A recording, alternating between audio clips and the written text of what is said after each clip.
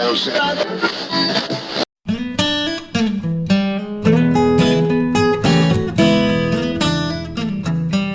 and welcome to Wise About Texas, a very special episode of the Texas History Podcast. This episode is being recorded and released in the first week of November 2025, and it is the 10th anniversary of Wise About Texas. I cannot believe it has been a decade of doing this Texas History Podcast. So I want today to just talk a little bit about the podcast, where it's been, and maybe a little bit about where it's going and the effect that it certainly had on my life, and I know the lives of countless Texans and maybe wannabe Texans who have listened to this podcast. A lot of people ask me how this podcast got started, so I'm going to tell that story. I had gotten involved in court record preservation, specifically in Harris County, Texas, where the court records go back to before the Republic days. And those records were being stored in an unair-conditioned warehouse. So a fellow district judge and history lover named Mark Davidson got with the then district clerk, Charles Baccaris, and started a project to preserve those court records. Well, of course, I wasn't going to pass that up because the stories of a community are contained largely in their court records. And so I started helping Judge Davidson with that. I would go out and give talks to various civic groups about the importance of court record preservation. There was a nonprofit set up to preserve those court records. That all led to my involvement with the Texas Supreme Court Historical Society. Now, this organization based in Austin, Texas, preserves the judicial and legal history of the state of Texas. So I got involved on the board of trustees, and my very first meeting was in Austin. Speaking at the meeting was Professor H.W. Bill Brands from the University of Texas, one of my favorite authors and historians. He's a wonderful writer. He's a prolific writer. He's a great speaker, and he's got an excellent historical mind. Also on the board at that time was James Haley. Ditto for James Haley. Great author, prolific author, great historical mind, wonderful speaker, and now I'm proud to say a good friend of mine. But these two gentlemen, I didn't know them personally when I attended this first meeting, but I had read almost all of their work, and they were heroes to me in the history space. So here I am meeting these heroes for the first time, and the three of us are talking. I had asked Bill Brands a question about the Civil War, and we were talking, and we got to just chatting, getting to know each other, and Professor Brands looked at me, and he's very tall, so he looked down at me, and he said, now what are you working on? And there was silence. And what he meant, of course, is what historical project are you working on? And I really had no answer. And what I realized was that I was not giving back to the history community. I was consuming an enormous amount of Texas history, had done that all my life. But, and I had started, without intention, I had started a pretty good Texas history reference library.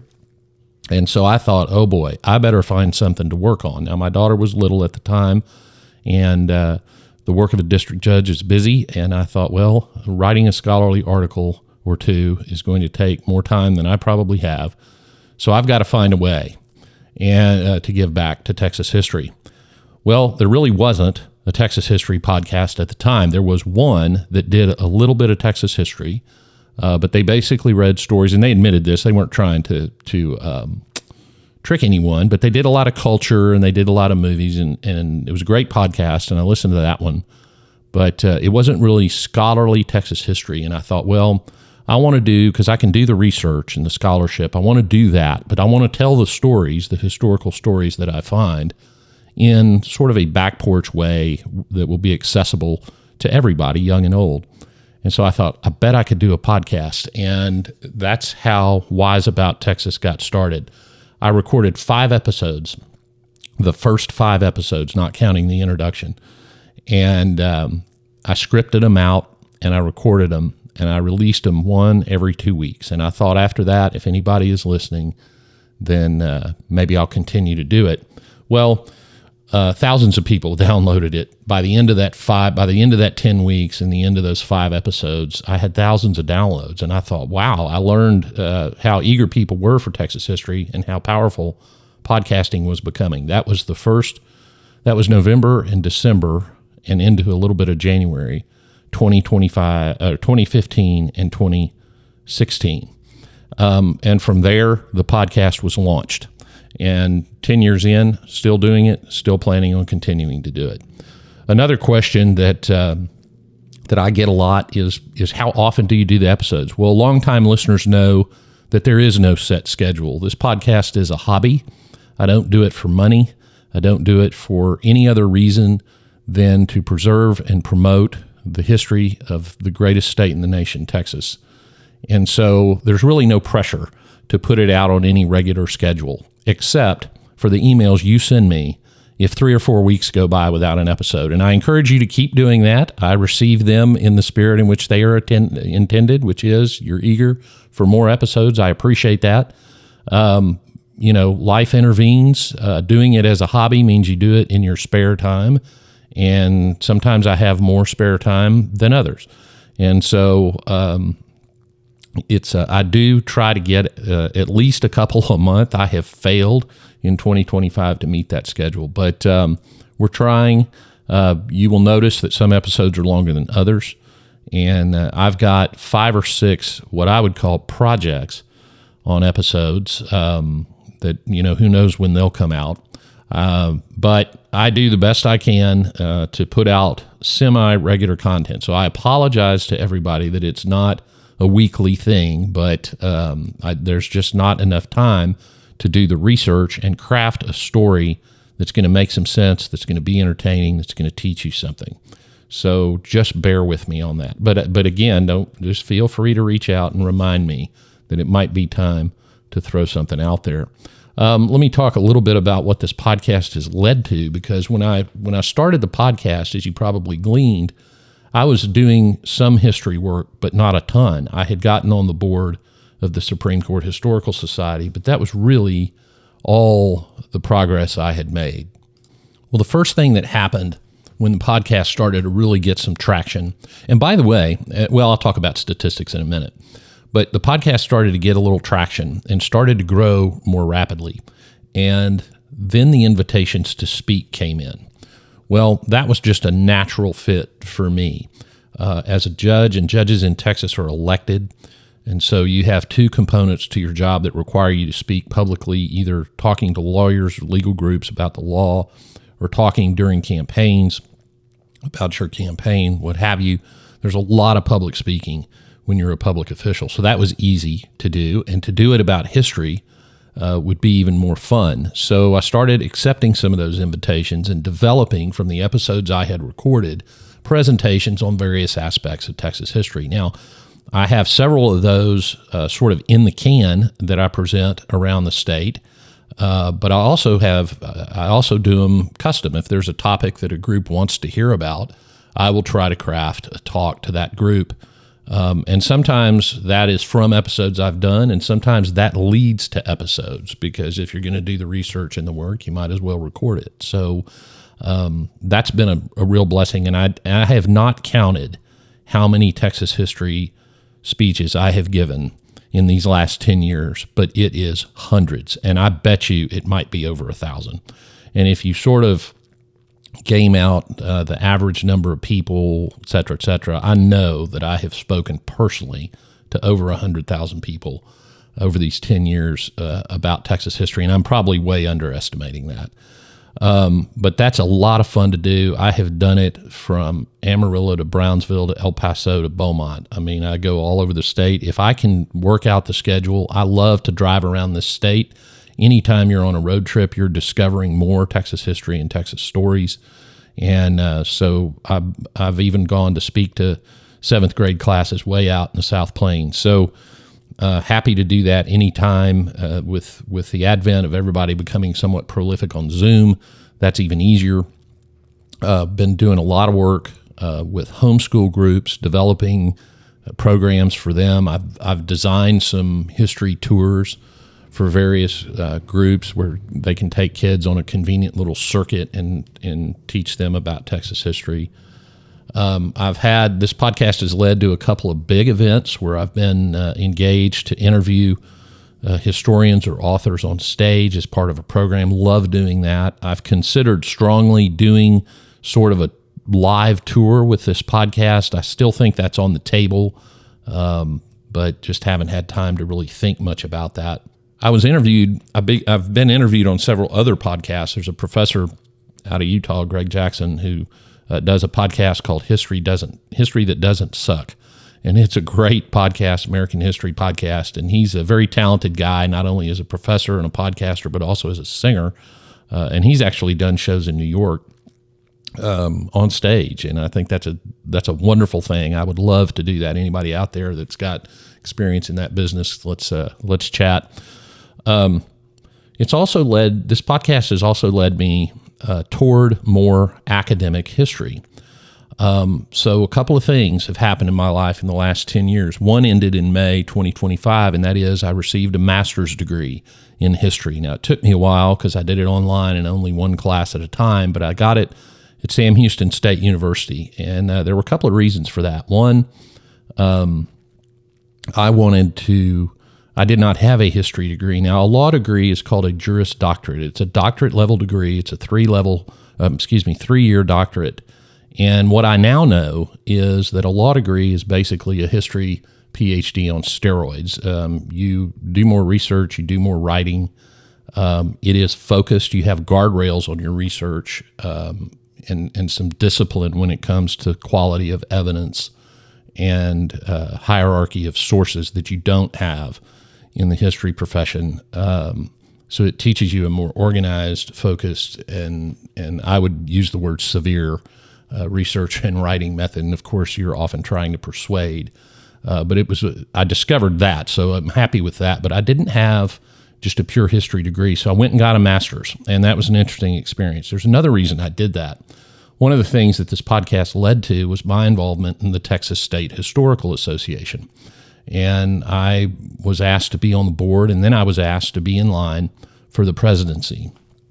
Now, that was one of the most incredible honors I've ever received, that I would be considered to be president of the oldest learned society in Texas.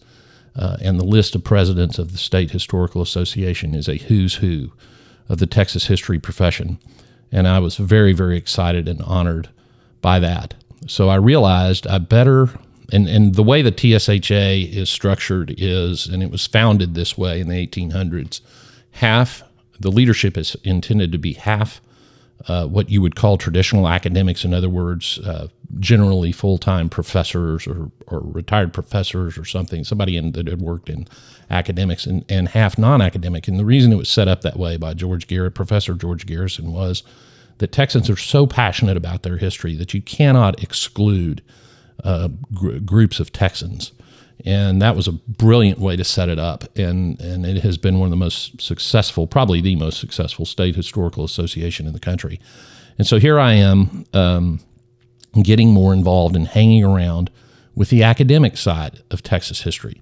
And two things. One, I admired the fact that these academics were so studious about history and practiced the traditional methods of a historian, and I didn't really know those. I had never been taught those. So I wanted to go get that training, and I did when I got that master's. The other reason is that there was a smaller subset of academics, and this goes for any profession, so this is not specific to academia, that were a little protective, let's say, of the fact that they were academics and others weren't. And they used terms like amateur and non-professional and lay historians and all this sort of thing. And sometimes they were just using it as a descriptor, but sometimes it involved a little attitude. So I thought, okay, well, I'll just go get that training and I'll get that degree, and we'll put that to bed right now. So I did that and learned a lot. I'm not going to dwell too much on that, but I'm glad I did it. And if you're the least bit inclined to do that, it's easier than ever, and it does take some time. It does create a busier schedule than you had before, but it's worth it. And I read a lot that I would never have read on topics I would never have studied if I didn't do that. And I met some great professors at Sam Houston State. We had a great time. I got to write and publish some things that were things that were not Texas history and were not things that I would necessarily work on if I hadn't embarked on that endeavor. And that's really good. If you're going to learn how to do something, if you're going to practice something like history, then you really ought to do it on topics that don't necessarily interest you, to hone your methods and make sure that you're doing your best. Well, I don't want to dwell too much on this, but I became president of the Texas State Historical Association during a time of great controversy and change for the organization. The sitting president actually quit. There was a very, very small group of board members who were thwarting the bylaws of the organization for no real purpose, no effective purpose. It was just they were just misbehaving. And but it was serious enough that there was some litigation about that to preserve the integrity of the institution, and to the association had really their missions had started to fall off. The revenue was terrible. It was just in really bad shape. Again, just a few people, but they were few people in key positions. So there was some litigation, and those people left.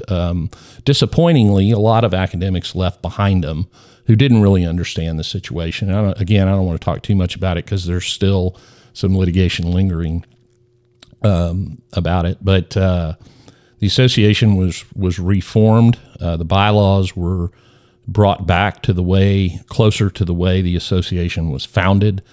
We cleared them up, made them more easier to understand. Every organization, and I've dealt, as you might imagine, in my legal career with dozens and dozens of these situations, and every one of them's the same, and the TSHA was no different. And we fixed the bylaws, and some of the academics that left in a huff are coming back, as I knew they would, and they should, because the TSHA is now publishing more robust Southwestern Historical Quarterlies, publishing 3, 4, 5 books a year, which is what they should be doing. Our educational outreach efforts have returned and even exceeded the standards that the TSHA set in its heyday. And it has really turned out, as sometimes these difficult times are, it's turned out to be a blessing for the organization.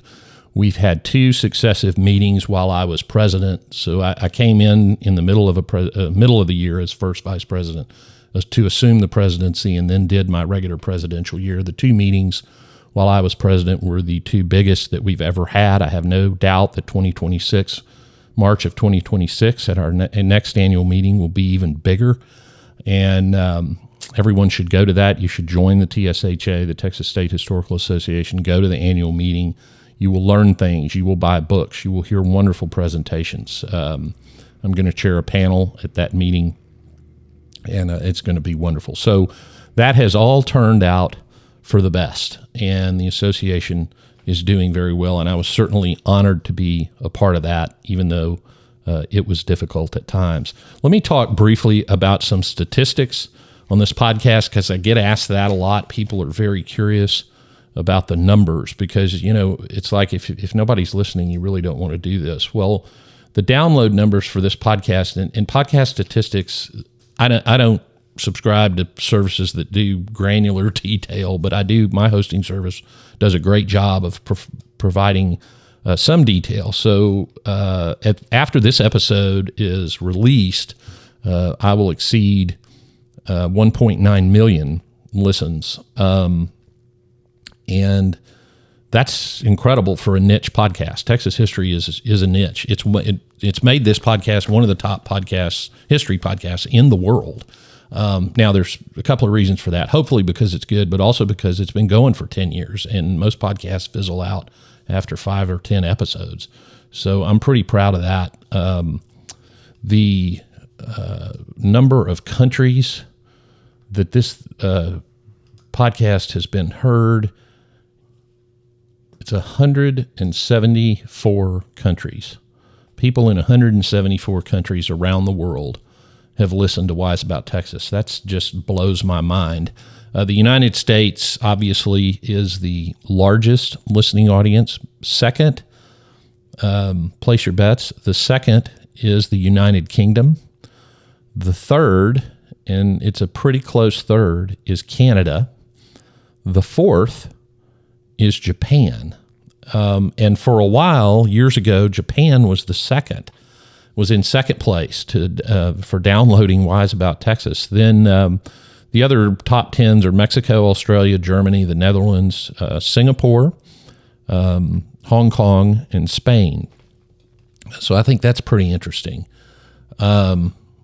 But it's been heard in just all over the world, New Zealand, a bunch of African countries, just everywhere in the Middle East, except Iran, and even Russia. They're downloading Texas history. Some of the episodes, the first episode, episode number 1, has the most downloads, and that makes sense because, that one's been there the whole time. And so that has the most downloads. And then it starts to vary. Episode 3 beats episode 2, and I think that's because episode 3 was the Battle of Concepcion. So that's anything with a battle is going to get you a little more.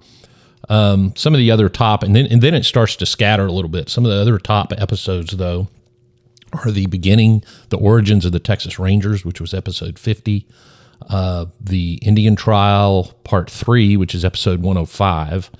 The Indian Trial episodes were good ones. I really like those. And actually, those episodes are one of the academic publishers in Texas has asked me for a table of contents to write a book based on those episodes about the legal aspects of the Indian Wars in Texas. And if I live long enough, I plan to write it. Some of the other episodes that were at the top, the Capitals of Texas, that was a 2-part episode. The Army Air Corps in Big Bend is very popular.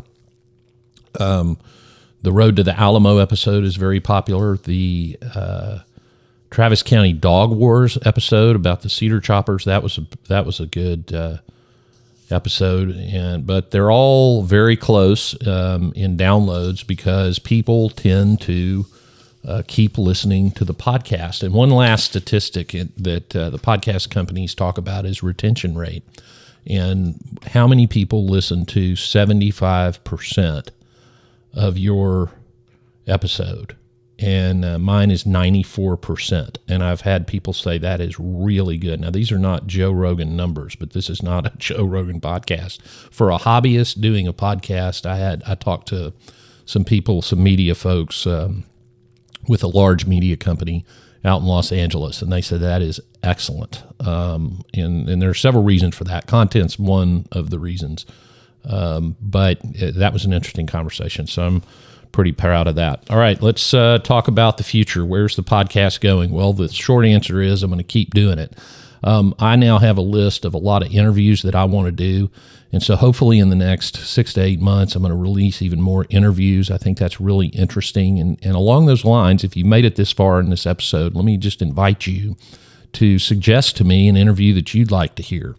Now, this could be somebody that's well known, but it could also be somebody that's not so well known. Maybe it's somebody you know of in your hometown that would just have a lot of interesting stories to tell. And I can do the interview, and if it fits on the podcast, great. If it doesn't, great. You'll have a recorded interview, which I will do for no charge and give to you. So if you've got a family member or something that you think has some interesting Texas stories, I'll vet them, and if we can work something out, then I'd love to interview. I also love topic suggestions. I get emails every week about topics, and some are good topics, some not as much for a podcast, but I always save those. I write them down. I've got a master list. It's got hundreds of potential topics on it. So I am definitely not going to run out of topics. A final word, this podcast has been a great blessing in my life. It's allowed me to meet people all over Texas that I wouldn't have otherwise met. Driving around this state, learning the history, meeting the people, going to the places, eating at the restaurants, all of that is something that I love very, very much. This is a wonderful state. I want to leave this state to my daughter and to kids and succeeding generations. I want them to have the Texas that I grew up with, the sense of place, the roots, the sense of pride, and the unlimited opportunity that Texas provides. My friend and fellow historian Nina Hindi calls Texas the freest place on the earth, and she is exactly right. This is a wonderful place to live, but it's only going to stay that way if we preserve it. And the only way we're going to do that is to understand the values and the qualities and the people that brought us to this point. In other words, learning Texas history. So thank you for listening to this podcast. The future is bright. I'm going to get to work on the next episodes. But in the meantime, I want you to go out and do something for Texas today. And until next time, God bless Texas, and we'll see you down the road.